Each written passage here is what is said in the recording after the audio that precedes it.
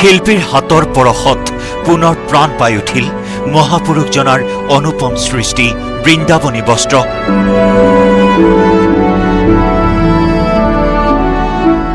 তাঁতশালৰ পৰিৱৰ্তে কাঠত খোদিত হ'ল মহাপুৰুষ শ্ৰীমন্ত শংকৰদেৱৰ অনুপম সৃষ্টি। আৰু মাত্ৰ কেইটামান দিনৰ পিছতেই সম্পূৰ্ণ হৈ উঠিব কাঠেৰে নিৰ্মিত বৃন্দাবনী বস্ত্ৰ। নাজিৰাৰ সৌকাজান সত্ৰৰ ডেকা সত্ৰীয়া অমিত মহন্তৰ প্ৰচেষ্টাত বিগত 2 বছৰ ধৰি নিৰ্মাণ হৈ আছে এই কাঠৰ বৃন্দাবনী বস্ত্ৰ। নাজিৰাৰ আদ্য গজলা শ্ৰী শ্ৰী সৌকাজান সত্ৰৰ ডেকা সত্ৰীয়া অমৃত মহন্তৰ নিৰলস প্ৰচেষ্টাত কাঠত খোদিত হ'ল মহাপুৰুষজনাৰ অনুপম সৃষ্টি বৃন্দাবনী বস্ত্ৰৰ আৰ্হি। বিগত প্ৰায় 3 বছৰৰ অন্তত হেঙুল হাইতাল ৰং বুলোৱা বৃন্দাবনী বস্ত্ৰৰ আৰ্হি খোদিত গুৰু আসন অসমৰ ৰাইজৰ বাবে উৎসৰ্গিত কৰিব শিল্পীগৰাকীয়ে।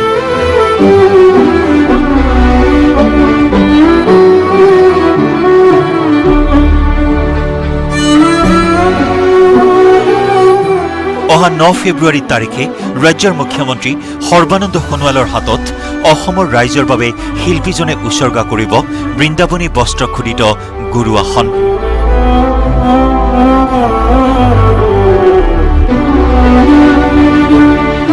হয়, আৰু মাত্ৰ কেইটামান দিনৰ পিছতেই বৃন্দাবনী বস্ত্ৰ খোদিত গুৰু আসন অসমৰ ৰাইজক প্ৰদান কৰিব নাজিৰাৰ এইগৰাকী ভাস্কৰ্য শিল্পীয়ে।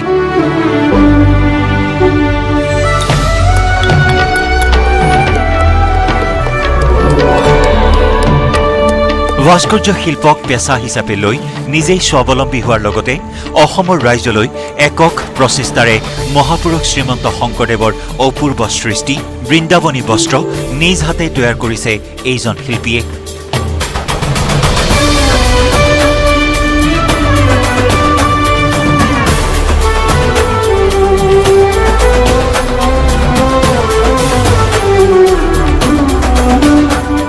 সম্প্ৰতি লণ্ডনত সংৰক্ষণ হৈ থকা মহাপুৰুষ শ্ৰীমন্ত শংকৰদেৱৰ অপূৰ্ব সৃষ্টি বৃন্দাবনী বস্ত্ৰ অসম চৰকাৰে লণ্ডনৰ ব্ৰিটিছ সংগ্ৰহালয়ৰ পৰা অসমলৈ অনাৰ ব্যৱস্থা কৰিছে যদিও পুনৰ লৈ যাব বৃন্দাবনী বস্ত্ৰ।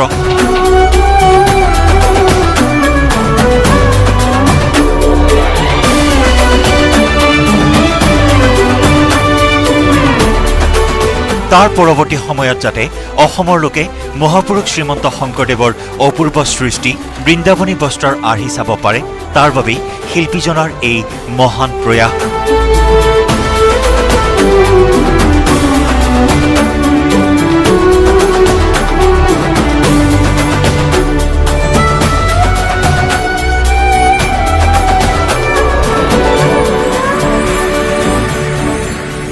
নাজিৰাৰ আদ্য গজলা সৌকাজান সত্ৰৰ ডেকা সত্ৰীয়া অমৃত মহন্তই 2016 চনৰ পৰাই নিৰলস প্ৰচেষ্টাৰে এককভাৱে কাঠত খোদিত কৰিছে গুৰুজনাৰ অপূৰ্ব সৃষ্টি।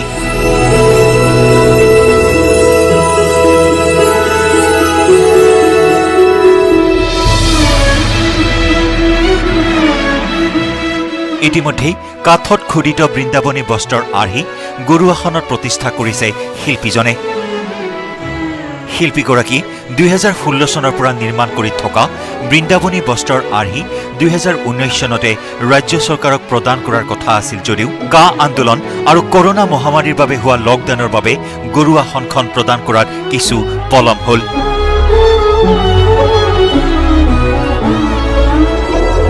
বৃন্দাবনী বস্ত্ৰৰ যি গুৰু আসনৰ ভাস্কৰ্য নিৰ্মাণ কৰিছোঁ 2016 চনৰ পৰা এতিয়া এইবছৰে 4 বছৰত ভৰি দিছে।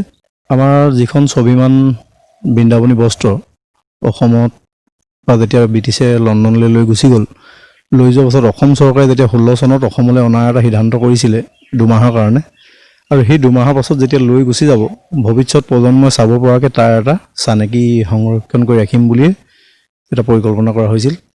আৰু আমি খুব উৎসাহ উদ্দীপনা আৰু প্ৰতি দিশত আগবঢ়াই নিয়াৰ এজনেই লোক আছিলে যিজন লোকনাথ গগৈ।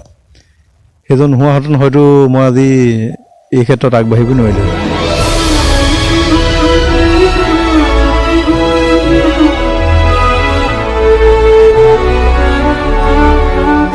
বৰ্তমান বৃন্দাবনী বস্ত্ৰ খোদিত গুৰু আসনত শেষ পৰশ দিয়াত ব্যস্ত শিল্পীজন। হেঙুল হাইতাল ৰং বুলোৱা হৈছে গুৰু আসনখনত। বৃন্দাবনী বস্ত্ৰ খোদিত গুৰু আসনত হেঙুল হাইতাল বুলোৱা মূল কাৰণ হৈছে গুৰু আসনখন দীৰ্ঘায়ুৰ বাবে। হেঙুল হাইতাল ৰং ব্যৱহাৰৰ ফলত বহুদিনলৈ সুন্দৰকৈ সুৰক্ষিত হৈ থাকিব কাঠত খোদিত বৃন্দাবনী বস্ত্ৰ।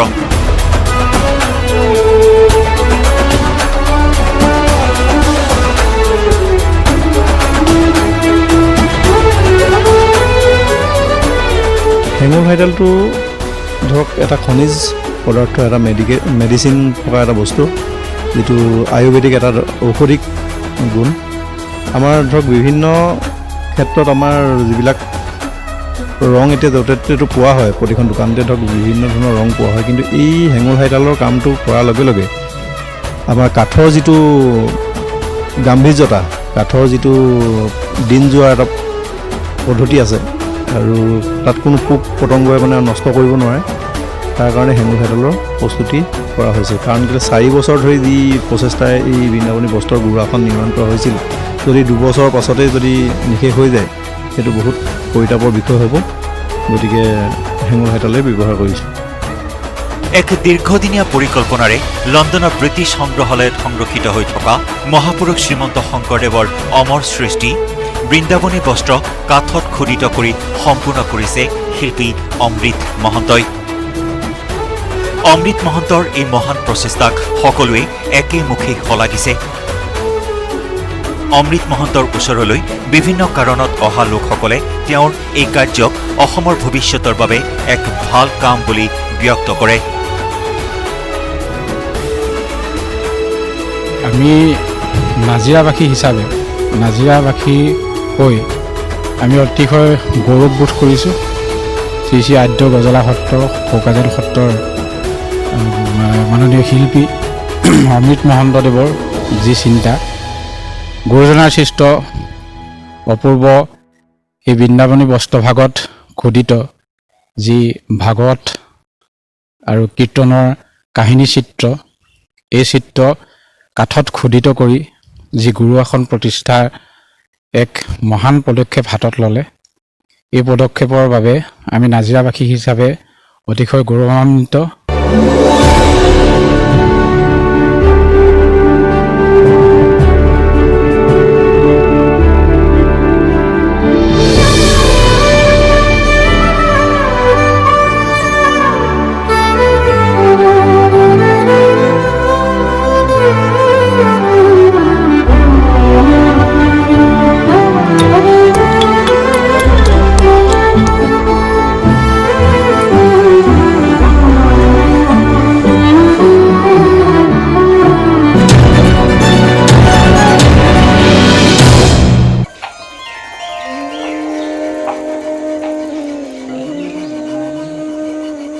ৰজা নৰনাৰায়ণৰ অনুৰোধত মহাপুৰুষ শ্ৰীমন্ত শংকৰদেৱে নিৰ্মাণ কৰিছিল বৃন্দাবনী বস্ত্ৰ।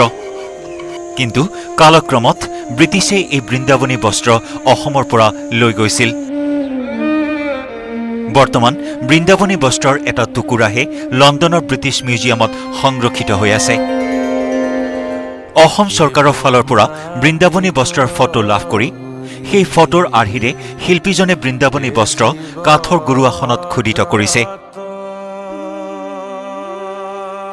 আউনীআটী সত্ৰৰ সত্ৰাধিকাৰ পীতাম্বৰ দেৱগোস্বামীৰ লগতে অসমৰ বিভিন্ন সত্ৰৰ সত্ৰাধিকাৰসকল আৰু বহুকেইজন গণ্যমান্য ব্যক্তিৰ অনুপ্ৰেৰণাত আৰু অনাগত ভৱিষ্যতৰ বাবে কিবা এটা কৰাৰ হেঁপাহতে অমৃত মহন্তই কাঠেৰে নিৰ্মাণ কৰিছে মহাপুৰুষ শ্ৰীমন্ত শংকৰদেৱৰ অপূৰ্ব সৃষ্টি বৃন্দাবনী বস্ত্ৰ। সম্পূৰ্ণ একক প্ৰচেষ্টাত নিৰ্মাণ হৈ থকা মহাপুৰুষ শ্ৰীমন্ত শংকৰদেৱৰ এই সৃষ্টি বৃন্দাবনী বস্ত্ৰ ৰখাৰ দায়িত্ব অসম চৰকাৰৰ।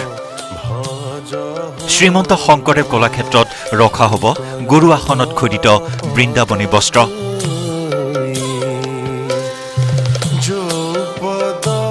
মহাপুৰুষ শ্ৰীমন্ত শংকৰদেৱক নৰনাৰায়ণ ৰজাই যেতিয়া বৃন্দাবনী বস্ত্ৰভাগৰ তেখেতক এটা ঐশ্বৰিক প্ৰতিমূৰ্তি দেখি বৃন্দাবনী বস্ত্ৰভাগ বনাবৰ কাৰণে মানে অনুৰোধ কৰিছিল, তেতিয়া গুৰুজনাই বৃন্দাবনী বস্ত্ৰভাগ 60 হাত বহল আৰু 120 হাত দীঘল বৃন্দাবনী বস্ত্ৰৰ এখন কাপোৰত নিৰ্মাণ কৰিছিল। আৰু কালক্ৰমত ব্ৰিটিছে সেই বৃন্দাবনী বস্ত্ৰভাগ লৈ গুচি গ'ল আৰু সেই বৃন্দাবনী বস্ত্ৰভাগকে কেইবাটাও ভাগত বিভক্ত কৰিলে। আৰু সেই বিভক্ত কৰাৰ পাছতে দি এটা অংশ ব্ৰিটিছ মিউজিয়ামত সংৰক্ষিত হৈ আছে, ভিক্ট'ৰিয়া মিউজিয়ামত। আৰু সেই অংশকে অসমলৈ অনাৰ এটা পৰিকল্পনা আদি কৰিছিল অসম চৰকাৰে। সেই বৃন্দাবনী বস্ত্ৰভাগৰ যি চানেকি, সেই চানেকি অসম চৰকাৰে মোক দিছিল মাননীয় সভাপতি ৰঞ্জিত দাস ডাঙৰীয়া। তেখেতে যেতিয়া সেই গোটেই চানেকিখিনি দিছিল, চানেকি মৰ্মে মই বৃন্দাবনী বস্ত্ৰভাগ গুৰু আসনত নিৰ্মাণ কৰিছিলোঁ, যাতে ভৱিষ্যত প্ৰজন্মই বৃন্দাবনী বস্ত্ৰৰ তাৰ অংশবিশেষ দেখিবলৈ পায়। শ্ৰীমন্ত শংকৰদেৱ কলাক্ষেত্ৰত এই সংৰক্ষণৰ ব্যৱস্থা কৰা হৈছে।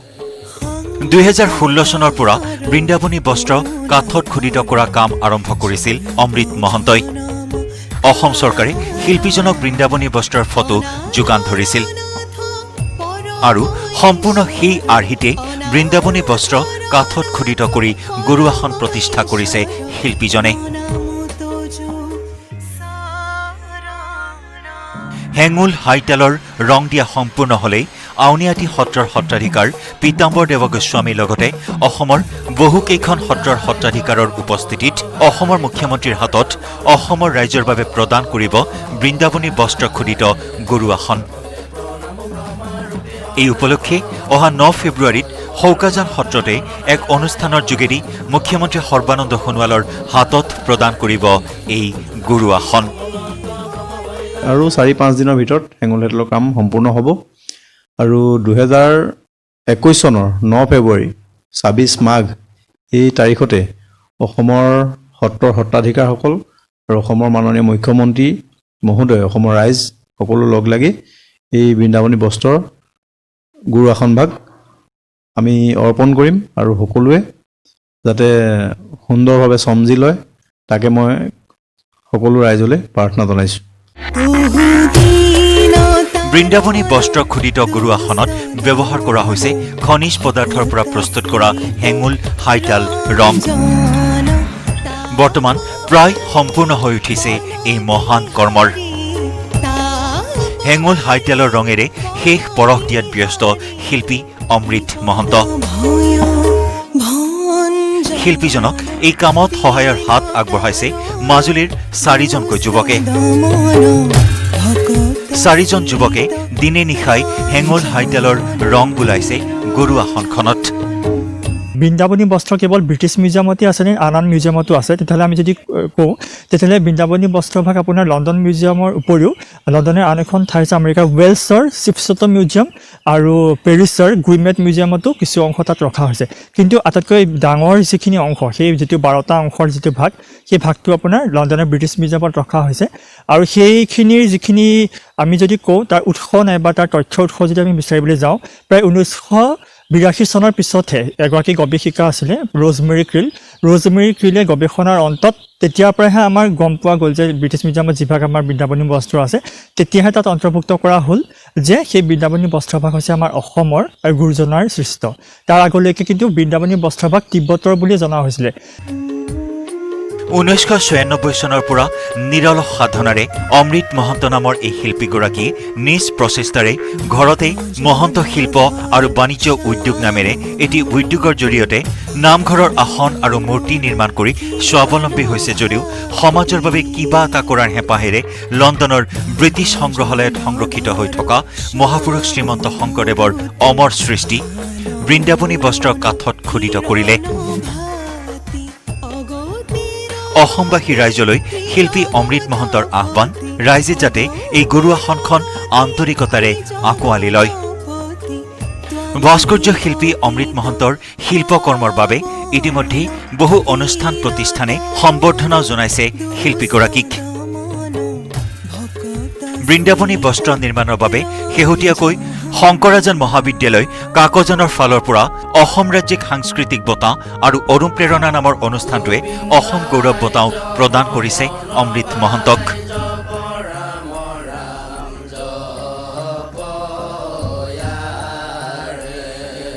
এই যি বৃন্দাবনী বস্ত্ৰৰ গুৰু আসনত নিৰ্মাণ কৰা বিষয়টো অসমৰ ৰাইজে বিভিন্ন প্ৰান্তৰ পৰা আহি অসম ৰাজ্যিক সাংস্কৃতিক বঁটা, অসম গৌৰৱ বঁটাৰে বঁটা প্ৰদান কৰিছিল।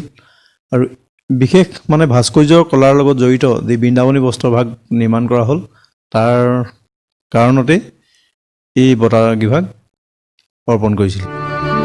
1500 শতিকাতে কোচবিহাৰৰ ৰজা নৰনাৰায়ণৰ অনুৰোধ মৰ্মে শ্ৰীমন্ত শংকৰদেৱে 2টা বছৰত তৈয়াৰ কৰিছিল বৃন্দাবনী বস্ত্ৰ। কিন্তু দুখৰ বিষয় যে মহাপুৰুষ শংকৰদেৱৰ অপূৰ্ব সৃষ্টি 60 ফুট বহল আৰু 120 ফুট দৈৰ্ঘ্যৰ বৃন্দাবনী বস্ত্ৰখনৰ মাত্ৰ এটা টুকুৰাহে লণ্ডনৰ সংগ্ৰহালয়ত সংৰক্ষিত হৈ আছে। কেনেদৰে এই বৃন্দাবনী বস্ত্ৰ লণ্ডন পালেগৈ, ইয়াৰো আছে এক দীঘলীয়া ইতিহাস। মহাপুৰুষ শ্ৰীমন্ত শংকৰদেৱে 1500 শতিকাতে নিৰ্মাণ কৰিছিল বৃন্দাবনী বস্ত্ৰ, আৰু সেই বৃন্দাবনী বস্ত্ৰ বৰ্তমান সংগ্ৰহিত হৈ আছে লণ্ডনৰ ব্ৰিটিছ মিউজিয়ামত। আৰু সেই বৃন্দাবনী বস্ত্ৰৰ আৰ্হিতে নাজিৰাৰ ভোগাজান সত্ৰৰ ডেকা সত্ৰীয়া অমিত মহন্তই কাঠত খোদিত কৰিছে বৃন্দাবনী বস্ত্ৰৰ আৰ্হি।